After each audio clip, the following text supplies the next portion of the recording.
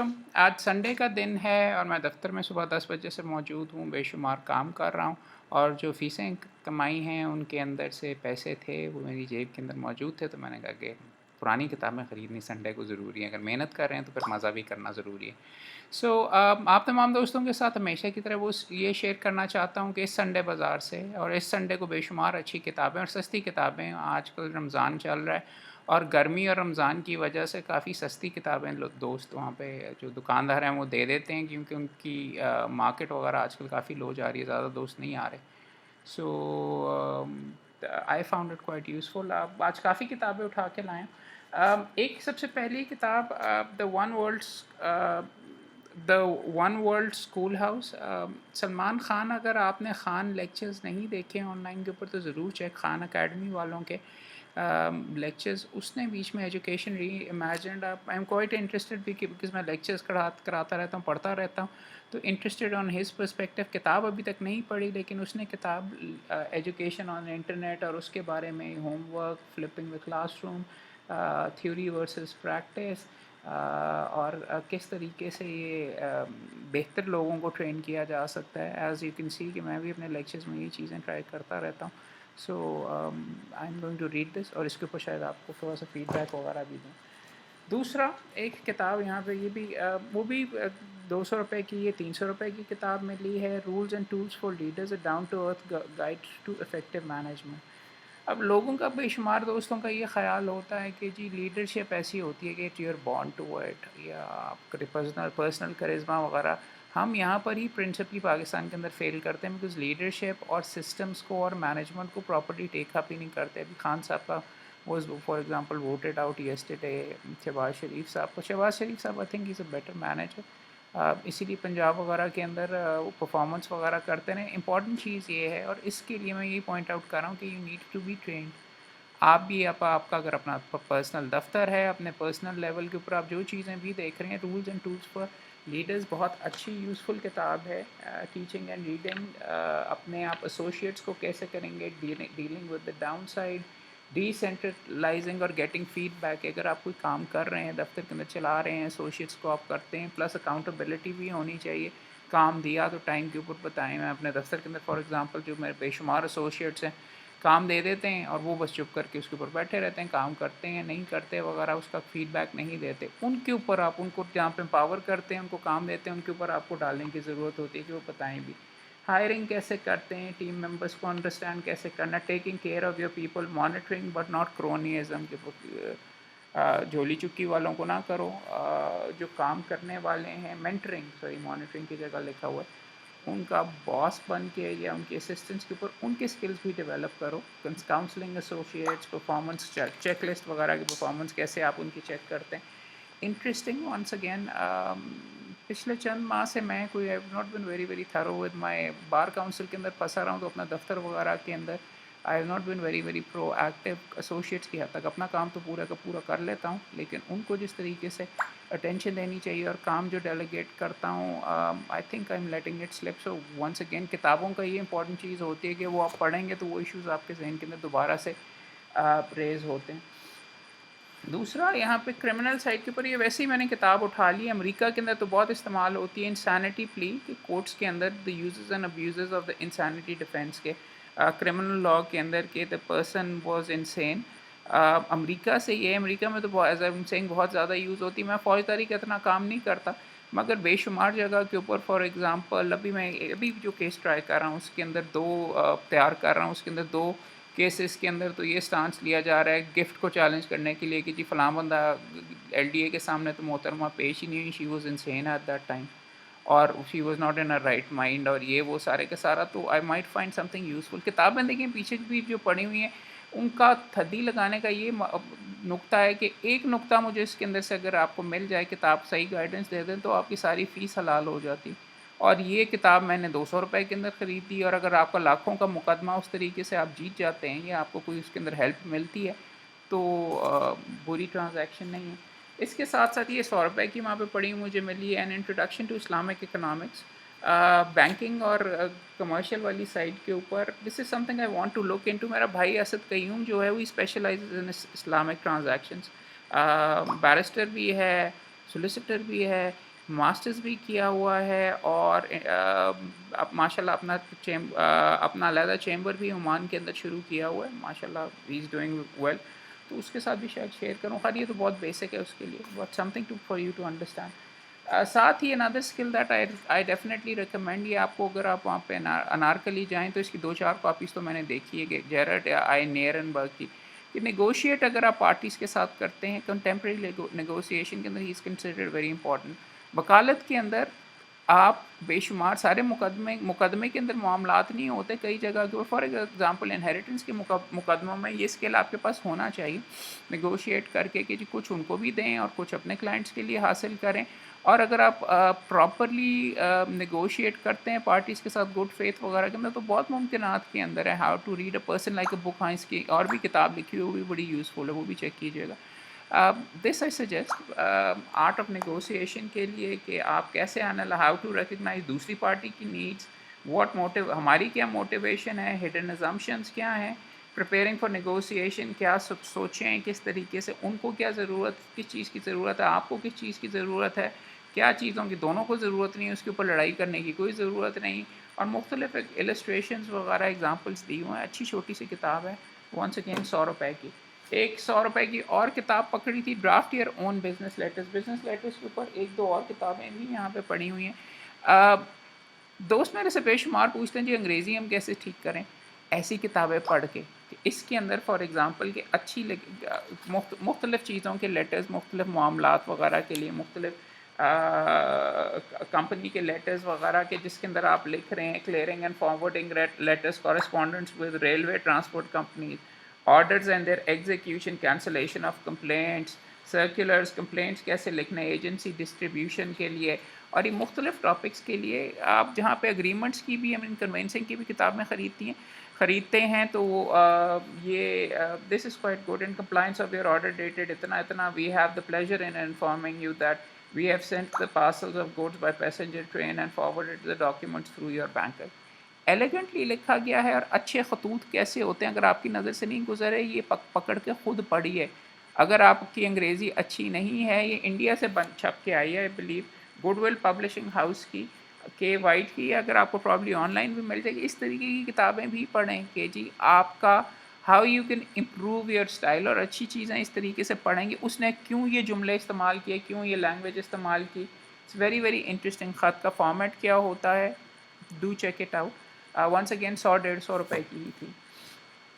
एक किताब जो कि बहुत आउटस्टैंडिंग है, रीडिंग्स वालों ने 399 रुपये 400 रुपये की लिखी हुई है, anthology of post Iqbal Urdu nazms, outstanding writers और उनके बारे में आउटस्टैंडिंग उर्दू में लिखा हो, लेकिन उर्दू की सारी किताब अंग्रेज़ी के अंदर है। ज़हरा निगाह के बारे में, ज़हरा निगाह is a prominent poet out of the first two women poets to have achieved prominence in the 1950s in predominantly the male realm of that time. Besides her writing, she became known for spellbinding renditions और मुशायरा videos YouTube के ऊपर मौजूद हैं। She has published 4 books। ये मैंने फ़िराक पढ़ा है इसका, शाम का पहला तारा, वो भी आई है, उसके अंदर आई बिलीव ये छपे हुए हैं सारे के सारे काले रंग के संगे मील वालों ने, वर्थ गेटिंग, और इनकी ज़ारा निगाह की कुलियात भी अवेलेबल हो गई।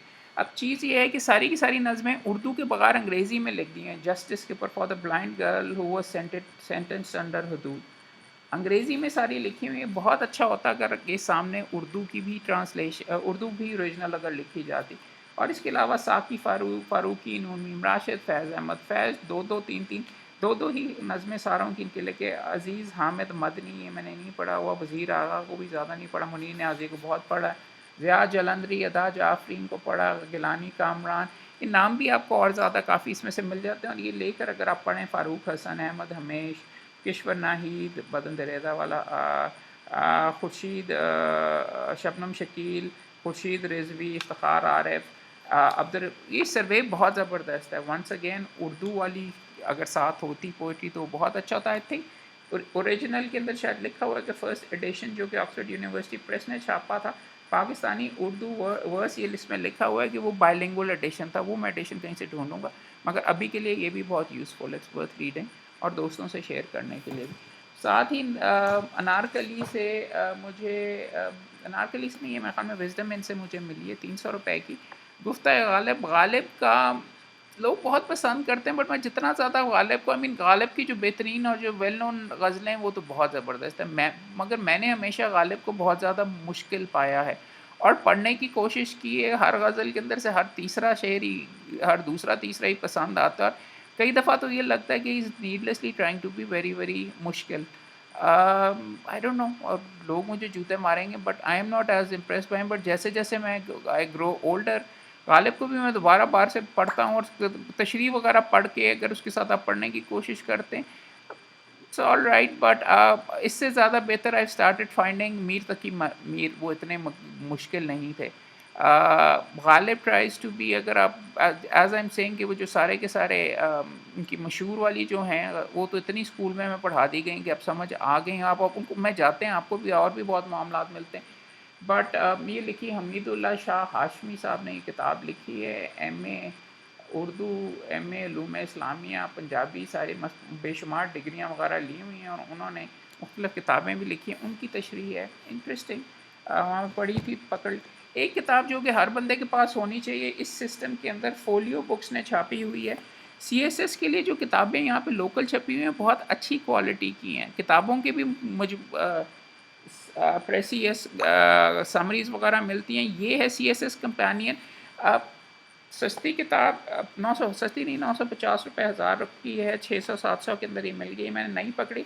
हर मुख्तलिफ टॉपिक के ऊपर रेफरेंसेस के साथ, फॉर एग्जांपल जेनोसाइड के ऊपर इन्होंने डिटेल के अंदर is gone ahead and written basically essays और ब्रीफ्स वगैरह इसके ऊपर। जेंट्रिफिकेशन क्या चीज़ होती है, genocide is a combination of the Greek word genos, which means race of people, and Latin word side, which refers to the act of killing. Genocide then is the deliberate act of killing of a group of people belonging to certain culture, race or ethnicity.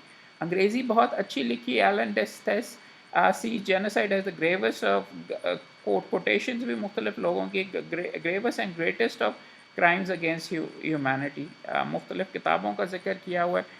And में references भी दिए हुए हैं। some 21st century include the treatment of Rohingya Muslims in Myanmar and that of Yazidi community in the Middle East at the heart of ISIS वगैरह वगैरह। ये है, I mean it's interesting. It मुख्तलिफ topics वगैरह के लिए, to meritocracy, mercantilism, gentrification, diplomacy, disarmament, debt trap क्या है, डी कॉलोनाइजेशन, ये की वर्ड्स हैं। देखें, अगर आपकी अंग्रेज़ी अच्छी नहीं और इन चीज़ों वगैरह के लिए, दीज एकेडमिक एरियाज़ के अंदर या पढ़े लिखे लोग, पेट्रियार्की क्या चीज़ है, नियोलिबरलिज्म क्या चीज़ है, डिसआर्ममेंट क्या चीज़ है, प्रोलेटारिया, एंटीसेमिटिज़म, ये चीज़ें, और इनके बाद सिर्फ मेरे वर्ड्स नहीं, थोड़े बहुत आर्टिकल्स भी लिखे हुए हैं। अगर आप पढ़े लिखे हैं और आपने ये करना है तो गाइडनुमा थोड़ी सी बुक, मगर ये आपको, आपके लिए इब्तिदा के लिए बहुत अच्छी किताब है। I recommend getting this, the CSS companion. 200 concepts every aspirant should know. CSS की जो, आई think it's one of the few degrees जो अच्छे लेवल के ऊपर आपसे एक्सपेक्टेशंस भी रखते हैं। बल्कि आजकल फॉर एग्जांपल सिविल जजेस और एडिशनल सेशन जजेस के जो इम्तिहान हो रहे होते हैं उसके अंदर, अब चूंकि उन्होंने पर्चे मुश्किल कर दिए हैं तो लोग आके हमें ये कहते हैं जी इसको CSS का इम्तिहान बना दिया है। यानी उनके कहने के मुताबिक आसान होना चाहिए। CSS कोई खुदाई मखलूक है। बात ये है कि CSS is generally considered to be the most competitive examination. वो लेवल हर जगह के ऊपर होना चाहिए। और देखते हैं, कंट्रोवर्शियल चीज़ कह रहा हूँ, उसके ऊपर दोस्त नाराज़ हो रहे थे। इस दफ़ा इंग्लिश उन्होंने काफ़ी मुश्किल की है। फॉर एग्ज़ाम्पल सिविल जजेस की जो एक जो है एक्टर, इट्स इंटरेस्टिंग, इतना ज़्यादा पसंद भी नहीं है बट पसंद भी है, माइकल केन, ब्रिटिश एक्टर है, कॉकनी था। इसने अपने आप को जिस तरीके से इम्प्रूव किया, और जितना, आई मीन गेट कार्टर के नाम से, the man who would be king के अंदर, और भी मल्टीपल मूवीज़ वगैरह हैं इसकी। आई मीन आजकल तो बैटमैन वगैरह में भी आता रहा। इसकी ये lessons in life, blowing the bloody doors of, ये बहुत इंटरेस्टिंग है। ये एक सेल्फ हेल्प की टाइप की किताब है, और जिस बंदे ने खुद अपनी ज़िंदगी में बेशुमार अचीव किया फ्रॉम वेरी हम्बल बैकग्राउंड, उसके बारे में यहाँ पे फॉर एग्जांपल ये लिखा हुआ है, getting there is just the start. कि अपनी पोजीशन अगर आपने ज़िंदगी में कोई हासिल की है वो करके उसके बाद और ज़्यादा मेहनत करनी पड़ती है। रिहर्सल इज़ द वर्क, के रिहर्सल के अंदर कोई चीज़ वगैरह, फॉर एग्जांपल अगर मैं आर्ग्यू कर रहा होता तो मैं उसकी असल में मुकदमे कोर्ट के अंदर परफॉर्मेंस तो मेरी कुछ 10 या 15% होती है। जितनी मुशक्क़त मैं पहले करता हूँ और अपने जहन में जो जिस तरीके से रिहर्स करता हूँ, उसके लिए do your research, be like a duck K duck looks काम देखने में ऊपर, और ये बहुत अच्छी एडवाइस है। Duck looks calm as they glide along the surface but they are paddling like hell underneath. मैं जैसे यही कह रहा हूँ कि मुशक्क़त, मैं इतवार को भी बैठा हूँ और अन्य पढ़ाई करता हूँ, अन्य कोशिश करता हूँ, अन्य तैयारी करता हूँ, मगर कोर्ट के अंदर you have to control yourself, you have to argue, you can't go ahead and lose yourself. One of the greatest actually mistakes I made, चलें कहानी सुना देता हूँ, इन माई लाइफ वॉज़ कि ओ लेवल्स का जो जब मैंने एग्ज़ाम दिया, तो उससे पहले मैं कोई 10 साल या 12 साल से एचएन में लगातार फर्स्ट आ रहा था। उस एग्ज़ाम के अंदर मैंने इतनी तैयारी की हुई थी, इतनी ज़्यादा तैयारी की हुई थी कि जब मैं सवालों के जवाब, 5 सवाल होते थे पर्चे करने के लिए आता, तो पहले वाले सवाल पे मैं 2 घंटे लगा देता था, और फिर आखिरी 3-4 सवाल आधे घंटे में करने की कोशिश करता था, and I did not do as well as I should have उसके अंदर। उसके बाद मैंने what I figured out was कि हाँ, आप मुशक्क़त तो करें मगर आप प्रॉपरली भी करें। उसके बाद ए लेवल्स के इम्तिहान में जब मैं बैठा, एग्ज़ाम टेक्नीक के ऊपर मैंने काम किया हुआ था, अपने आप को काम रखना के ऊपर काम किया हुआ था।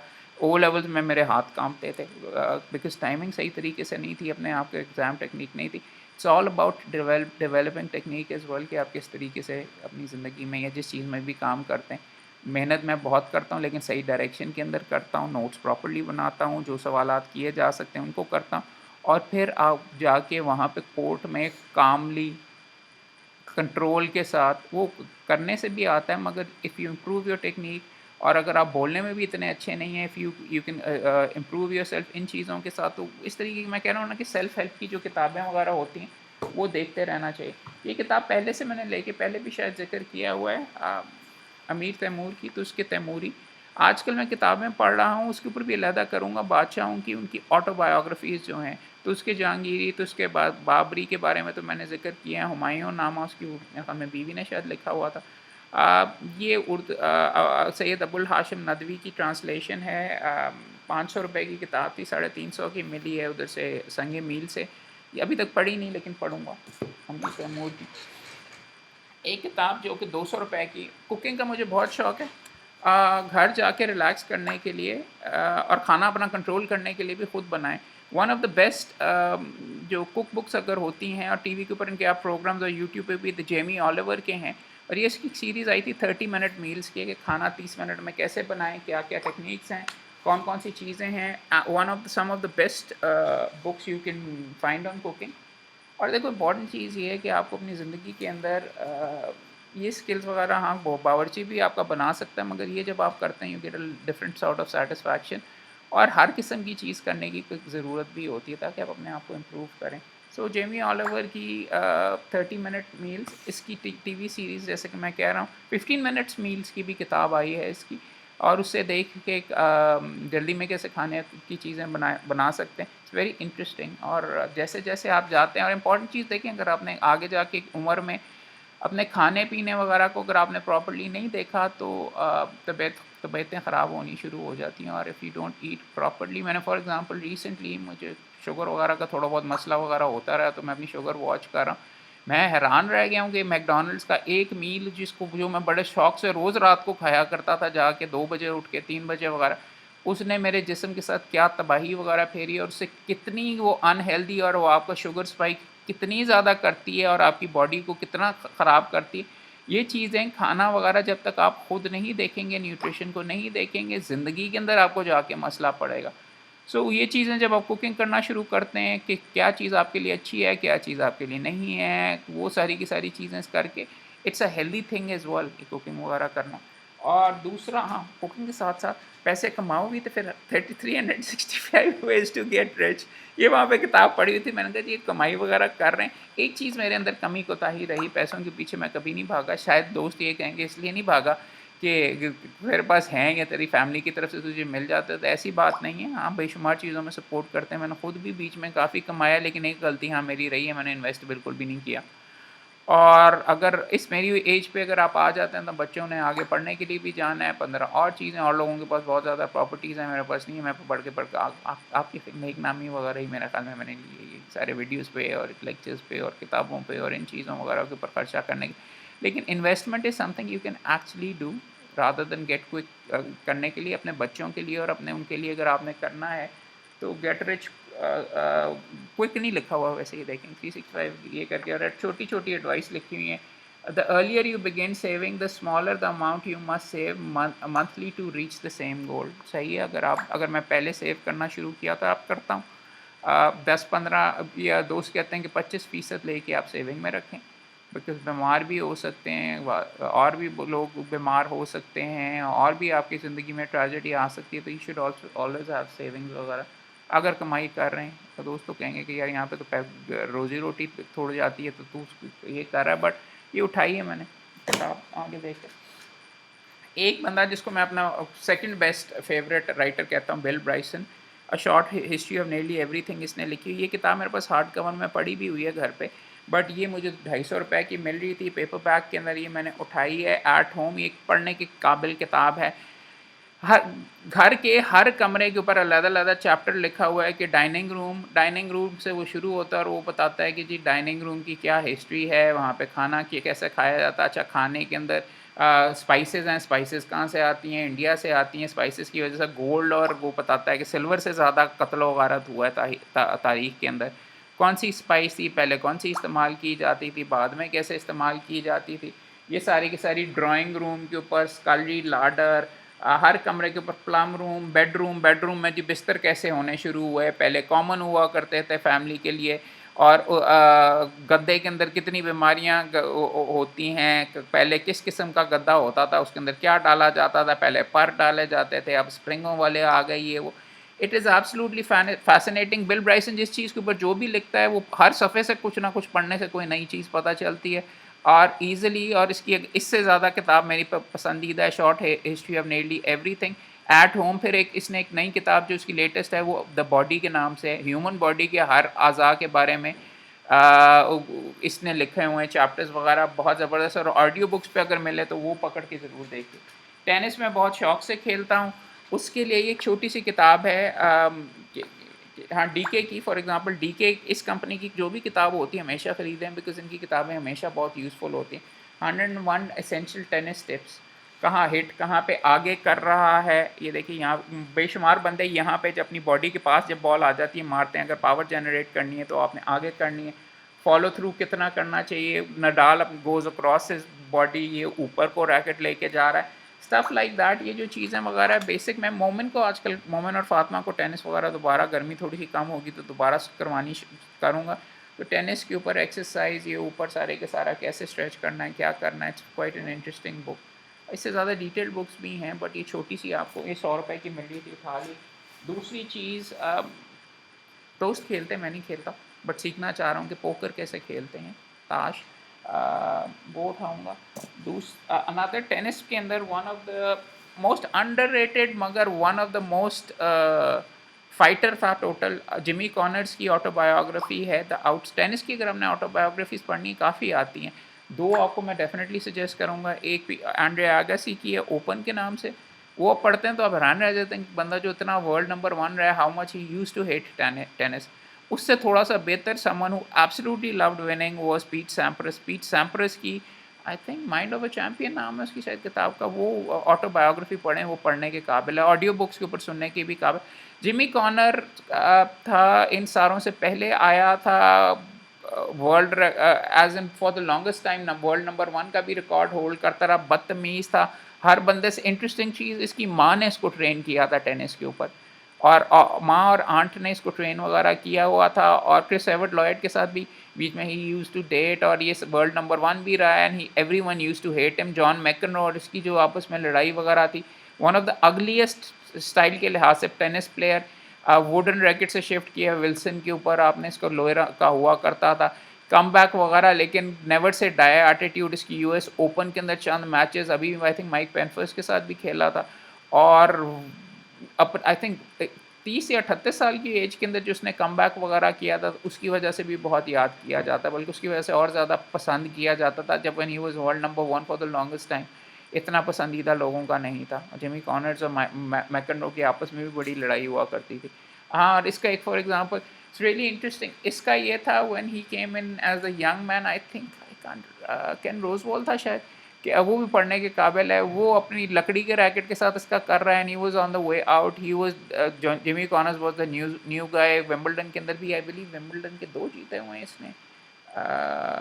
क्रिस एवर्ट का भी, और भी काफ़ी हरकत सकनात इसकी थी। इंटरेस्टिंग बंदा है, तो वर्थ रीडिंग। अब पहले मैंने पढ़ी हुई बाय द वे, ये देखी हुई इसकी हार्ड कवर में मेरे पास पड़ी थी। जब फ़ौरन आई थी तो काफ़ी महंगी खरीदी थी। एक और कॉपी पड़ी हुई है, तो यहाँ पे दफ्तर में रखूँगा अपनी कलेक्शन में, या किसी को शायद तोहफे में दे दूँ। जैसे कि मैं आप तमाम दोस्तों को कह रहा हूँ कि रीडर्स डाइजेस्ट की जो किताबें आती हैं ऑलवेज वर्थ करके, complete manual of fitness and well being.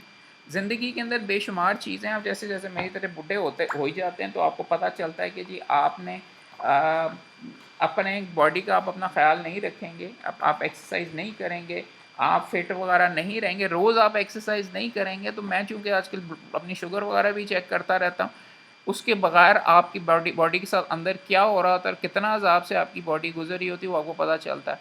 20 minutes every day exercise करना। एक्सरसाइज का मतलब ये नहीं है कि जाके कुश्ती करना शुरू कर दें। आपका आपका हार्ट रेट इतना हो कि आपको पसीना आना शुरू हो, वॉकिंग करें। वॉकिंग मैं बड़े शौक से आजकल कर रहा हूँ। और ख़ास तौर पे अच्छे अच्छे बीच में अगर आप पार्क्स के अंदर जाएं जहाँ पे पहले नहीं गए, आंखें खोल के अगर आप इधर उधर वॉक करें और साथ अपने मोबाइल के ऊपर अपनी स्टेप्स काउंट करें, तो अच्छी मोटिवेशन होती है अपना रिकॉर्ड तो बीट करना, ये वो सारे का सारा। और इट्स रिलैक्सेशन एज वेल, आपका जहन वगैरह भी सीधा हो जाता है। 65 साल की उम्र के अंदर फिटनेस प्रोग्राम, अपने शोल्डर्स वगैरह अपनी आप ये कैसे योगा कैसे करते हैं आप, मुख्तलिफ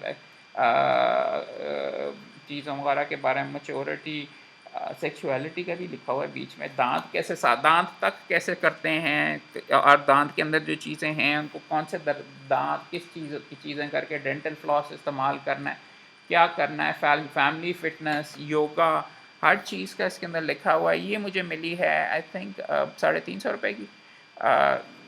इंटरेस्टिंग किताब। एक और किताब जो कि मैं भी घर जाके मोमिन के साथ करूँगा, अपने भाई बेटे के साथ। ये ड्राइंग का बड़ा शौक है। Is not a skill that I was very good at, but Aahista Aahista improve भी कर रहे हैं। बचपन के अंदर सारी मेरी ड्राइंग अम्मी मेरी कर दिया करती थी, चीटिंग मार के मैं लजाया करता था उनसे, ज़बरदस्ती उनको होमवर्क मिला होता था कई दफ़ा। बट ये है, आई मीन फेसेस के ऊपर, इस साइज़ के ऊपर आपको बड़ी दुख मिलते हैं कि कैसे आप प्रॉपर्ली स्केच करें, प्रोफाइल के अंदर कैसे करें, साइज़ कितना होना चाहिए। अगर इतनी बड़ी है तो आइज़ कहाँ पे आएंगी, आईब्रोज किधर आएंगी, नोज़ कहाँ पे आएगा, माउथ कहाँ पे आएगा, कैसे ड्रॉ करना है। मोमेंट के साथ बैठ के फातिमा भी करती है हमारे साथ, लेकिन आई थिंक ये एक अच्छी किताब है। ये 100 रुपये की आपको मिल जाती हैं इस तरह की, और इस साइज़ में और भी आर्ट की बहुत खूबसूरत किताबें मिलती हैं, वो ख़रीदें। और अपने बच्चों के साथ अगर आप खेलें या अपना खुद करने की बीच में तो करें, तो I think it's always a very welcome thing. एक किताब, एक one of the best bands that was is has ever been around is U2, और one of the best books on U2 by U2। उन्होंने खुद ही अपने बारे में जो सारी की सारी चीज़ें और मटेरियल्स की हैं। एक इनकी until the end of the world के नाम से भी किताब है, ज़ू टीवी के टाइम पीरियड के ऊपर, काफ़ी महंगी है, पिछले 500 रुपये के अंदर यूज्ड में मिल गई है।